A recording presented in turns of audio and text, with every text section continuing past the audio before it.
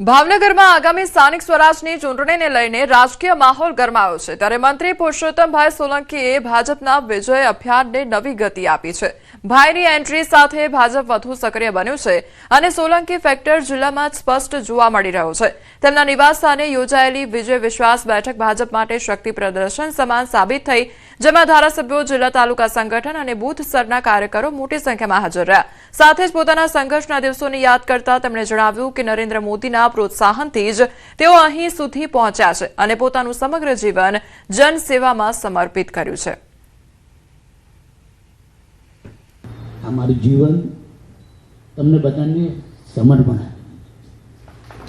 આ દેશ નરેન્દ્ર મોદીજી મને બેઠાડી અને આશ્વાસન આપ્યું કે પરસોત્તમ તું ચિંતા કરમાં, તારે અરે હું બેઠો।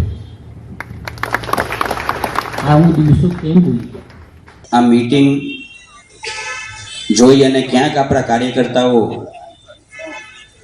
વધુ વિશ્વાસમાં રહે અને આપણા ક્યાંય મતો પૈડા ન રહે એની માટે ખાસ કાળજી રાખજો।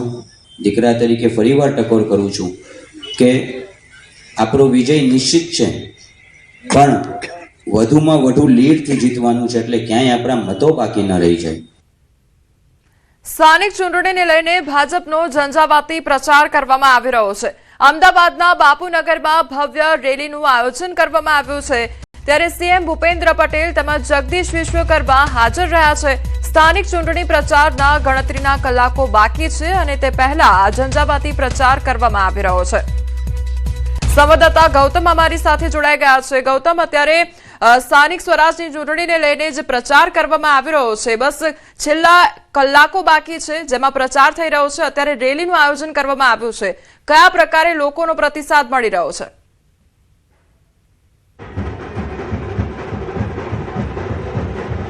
ठीक 5 વાગે પ્રચાર પડઘમ શાંત થશે તે પહેલા ભારતીય જનતા પાર્ટી દ્વારા ભવ્ય આ રોડ શો જે છે તે અમદાવાદની અંદર કરવામાં આવી રહ્યો છે। આમ જોવા જઈએ તો અમદાવાદની વાત કરીએ તો અમદાવાદ રાજ્યની સૌથી મોટી મહાનગરપાલિકા છે અને મોટી મહાનગરપાલિકામાં ભારતીય જનતા પાર્ટી એડી ચોટીનું જોર લગાવી રહી છે, એટલે કે અંતિમ તબક્કાની અંદર પ્રચાર પ્રસાર પૂરજોશમાં ચાલી રહ્યો છે। ભારતીય જનતા પાર્ટી દ્વારા ખુદ મુખ્યમંત્રી ભૂપેન્દ્ર પટેલ, ભારતીય જનતા પાર્ટીના પ્રદેશ પ્રમુખ જગદીશ વિશ્વકર્માના ભવ્ય રોડ શો જે છે કરતા જોવા મળી રહ્યા છે। મહત્વનું છે તેની સાથે ભવ્ય રોડ શોની અંદર લોકો પણ મોટી સંખ્યાની અંદર જોડાઈ રહ્યા છે, ઠેર ઠેર પ્રતિસાદ મળી રહ્યા છે। બાપુનગરના શ્યામ શિખરથી આ રોડ શોની શરૂઆત થઈ હતી। લોકો બાઇક સાથે જોડાયા હતા, પદયાત્રા સાથે જોડાયા હતા, ભારતીય જનતા પાર્ટીના કેસ સાથે, ભારતીય જનતા પાર્ટીના ફ્લેગ સાથે તમામ પ્રચાર કરતા ભારતીય જનતા પાર્ટીના કાર્યકર્તાઓ નજરે પડી રહ્યા છે। મહત્વનું એ છે કે 2021માં જ્યારે સ્થાનિક સ્વરાજ્યની ચૂંટણી યોજાઈ હતી તેમાં ભારતીય જનતા પાર્ટીએ રાજ્યની અંદર સૌથી વધારે એટલે કે 90%થી પણ વધારે પરિણામ જે છે તે પ્રાપ્ત થયું હતું અને તે પરિણામ અકબંધ રહે તે માટે ભારતીય જનતા પાર્ટી દ્વારા એડી ચોટીનું જોર લગાવવામાં આવી રહ્યું છે। ઠેર ઠેર આ પ્રકારે નૃત્ય ગીત ગાતા ગાતા સ્વાગત કરતા જે છે તે પણ મહારથીઓ જે છે તે જોવા મળી રહ્યા છે। મહત્વનું એ છે કે ભારતીય જનતા પાર્ટી કોઈ પણ કાળે પ્રજા વચ્ચે રહી શકાય અને પ્રજાના કામો કેવી રીતે શકાય આ તમામ બાબતો સાથે ગેરંટી આપી અને પ્રજાની વચ્ચે રહેવાનો પ્રયાસ કરી રહ્યા છે। એટલે અંતિમ તબક્કાની અંદર પણ ભવ્ય રોડ શો થકી ભારતીય જનતા પાર્ટી જે છે તે એડી ચોટીનું જોર લગાવી રહી છે। કલાકો બાકી છે ત્યારે આ ભવ્ય રોડ શો થકી ભારતીય જનતા પાર્ટી જનતા વચ્ચે જઈ રહી છે। ત્યારે એન્ટી ઇન્કમ્બન્સીની વાત હોય તો એન્ટી ઇન્કમ્બન્સી કાઢવાનો પણ આ ભવ્ય પ્રયાસ સમાન ગણવામાં આવી રહ્યું છે। ત્યારે હવે જોવાનું એ રહેશે કે આવતીકાલ નહીં પરંતુ પરમ દિવસે જે ચૂંટણી જે છે તે યોજાવાની છે, ચૂંટણીમાં કેવા પ્રકારનું મતદાન જે છે તે થાય છે, કારણ કે જે પ્રકારે અન્ય રાજ્યોની ચૂંટણી જોઈએ તો એમાં પણ રેકોર્ડ બ્રેક જે મતદાન થયું હોય તે પ્રકારના આંકડા આવી રહ્યા છે, પરંતુ ગરમી છે, ગરમીમાં હવે કેવા પ્રકારનું મતદાન રહેશે તે પણ જોવાનું રહેશે। પરંતુ આ વચ્ચે ભારતીય જનતા પાર્ટીનો ભવ્ય રોડ શો, લોકો પણ હોશે હોશે આવી રહ્યા છે અને ભારતીય જનતા પાર્ટીના કાર્યકર્તા પણ રોડ પર ઉતર્યા છે, રેલી થકી લોકો વચ્ચે જવાનો પ્રયાસ કરી રહ્યા છે। જી ગૌતમ, સમગ્ર માહિતી બદલ આપનો આભાર।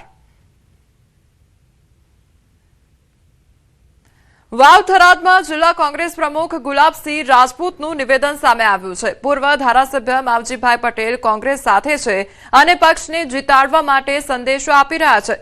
માવજીભાઈ બીમાર હોવાને કારણે પ્રચારમાં હાજર નથી, પરંતુ તેમના આશીર્વાદ કોંગ્રેસ સાથે હોવાનો દાવો ગુલાબસિંહ રાજપૂતે કર્યો છે।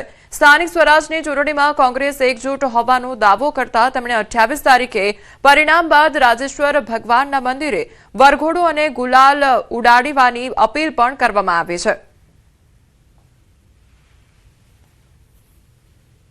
કે આજે કદાચ માવજીભાઈ આપણી વચ્ચે પ્રચાર કરવા નથી આવ્યા, પોતે બીમાર હોવાના લીધે, પણ કદાચ તમે કોઈને પૂછ્યું તો માવજીભાઈએ અત્યારે બધા લોકો